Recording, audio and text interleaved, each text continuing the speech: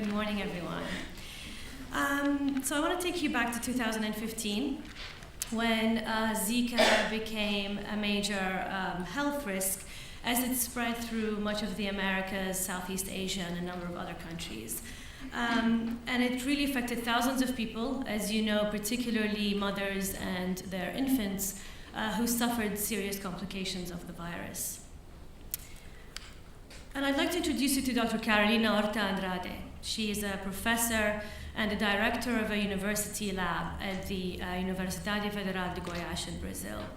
She has dedicated her career to, and the work of her lab, to finding treatments for a number of neglected diseases, as well as cancer.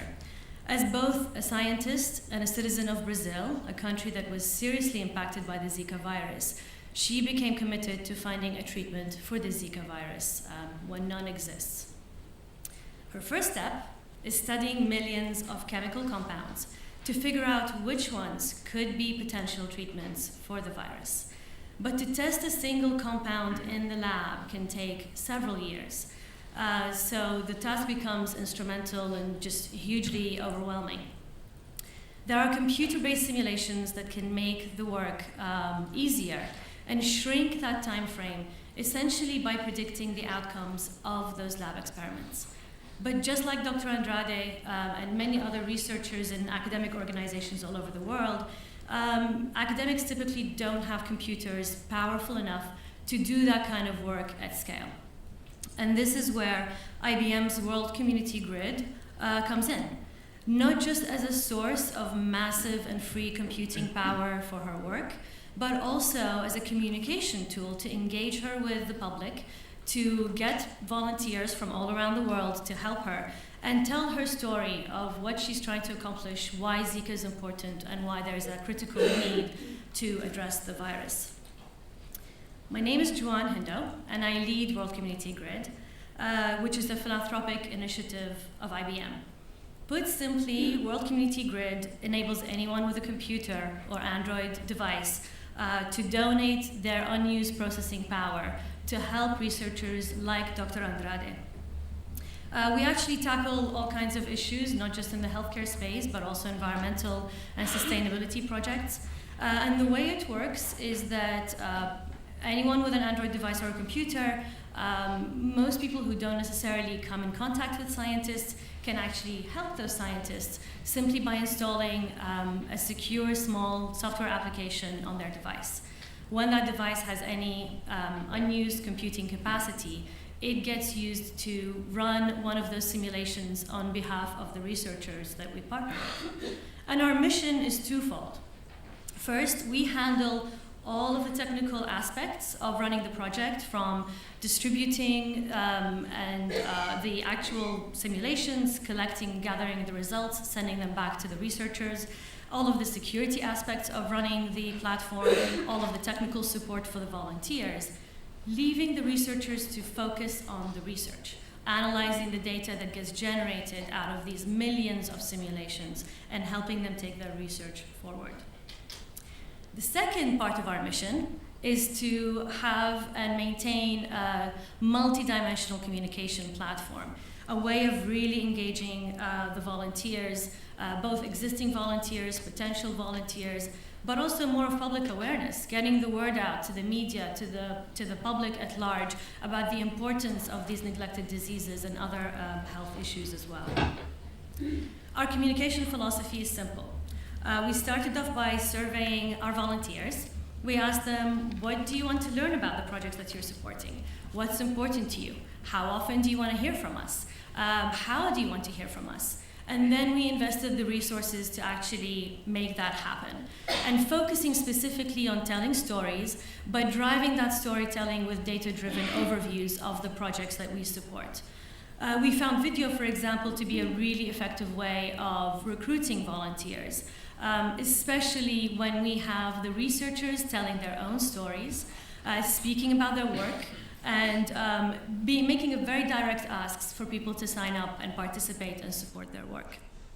We also treat each of the communication channels as a two-way platform or two-way tool, allowing us to be really responsive to volunteers' needs, feedback, queries as well. An example with the Zika project is how the project even came about in the first place. When Zika became a major issue, and in the beginning of 2016, we were getting contacted on a daily basis by our existing volunteers saying, what can we do to help? How can we support Zika research? And that kind of really lit a fire in us to actually go out and seek Zika researchers to support. So we tapped into our existing communication platforms, not just as a way of engaging the volunteers and responding to their queries, but also as a way of finding research groups like the one that we ended up teaming with for this particular research project. In addition to Dr. Andrade's project, we actually have 7 other projects running on World Community Grid today that address either looking for new treatments or expanding our knowledge of a number of diseases, including HIV/AIDS, tuberculosis, Ebola, human microbiome, and so on. For each of these projects, we put out a number of communications and use a number of communication sort of channels. So we put together lay-friendly progress updates on what's happening with the research. We receive all kinds of inquiries and engage with both volunteers and scientists through social media. We have forums on our website that allows the volunteers not just to communicate with each other, but gives them a direct communication channel to the researchers to ask questions, to make suggestions, and so on. And we run email campaigns. We have about 500,000 people on our email distribution lists. We also do volunteer surveys. All of these ways is ways of engaging and keeping a tap on volunteers' needs to get them to help support these kinds of important research efforts. But we also look for opportunities for that researcher to volunteer engagement outside of our own communication channels. With the Zika project, this took the form of a Reddit Ask Me Anything session. So unlike other parts of Reddit, the science subreddit is actually very well respected for having moderators who do a great job of keeping the conversation very respectful, very positive culture, and fact-based discussion. So that session on the science subreddit, which hosted the Zika research team, led to a really interesting dialogue and sort of engagement and sort of put together the research team with people who are interested in science, but the scientists would have never necessarily come in contact with otherwise. So as you can see, communication is kind of integral to the work that we do in World Community Grid, but it's also crucial to the work of our parent organization, IBM Corporate Citizenship. Not only as a means to an end, but not only as an end in itself, but a means as well. And the reason for that is much of our work is based on working with diverse groups. In the example of World Community Grid, we're bringing together, scientists with non-scientists.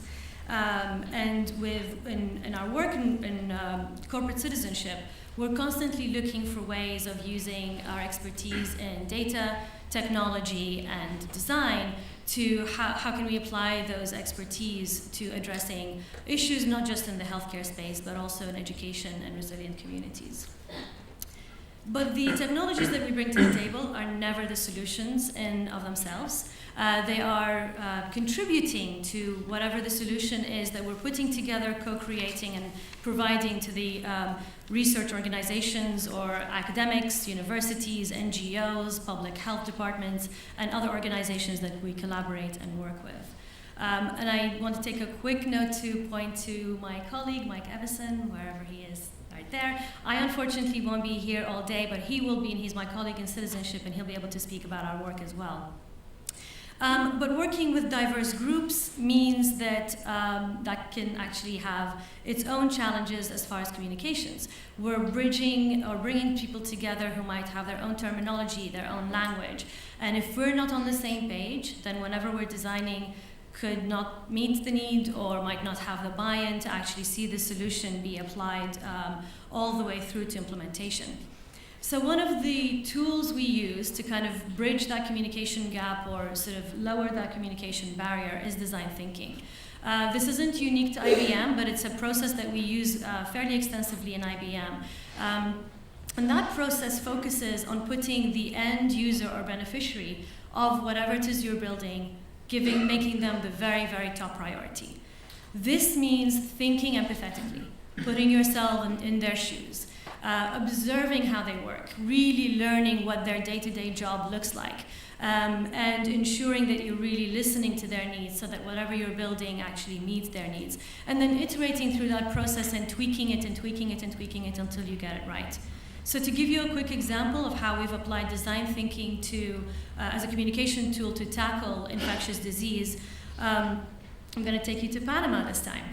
So in recent years, Panama has seen a rise in serious infectious diseases like Zika and dengue fever and other mosquito-borne diseases.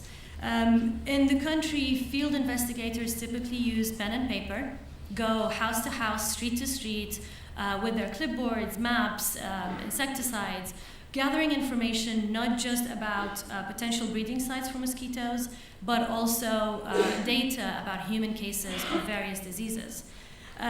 Therefore, it takes about a week to get the data from the field into central decision makers.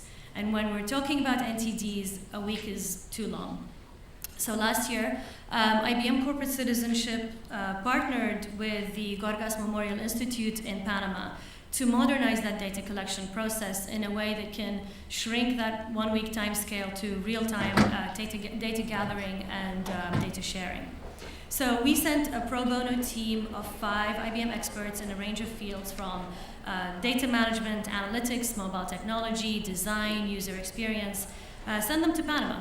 They worked on the ground with field inspectors, following them around, observing them, working with them side by side, to co-create a prototype of a mobile app that addresses their needs, respects the contribution they make to this really important process, and really gets their buy-in. The app doesn't just help them collect data, but it means that real-time and accurate data is provided to the decision makers in a way that can really help them address mosquito-borne diseases in a more efficient way. And as I mentioned, that process is iterative. The project is in its early days, but what we believe is going to set it up for success is the fact that we worked collaboratively with the field investigators, with the public health officials, with other experts, as well as in collaboration with the IBM team to really design a solution that can really meet those needs. And in the case of World Community Grid, we see how engaging the public can really help researchers like Dr. Andrade take on projects at a scale that wouldn't otherwise be feasible. So those are sort of 2 examples of the ways that we use different communication tools and techniques to help create a better world, and in this particular case address NTDs, and some links to learn more about the work that we're doing, but I also welcome your questions. Thank you.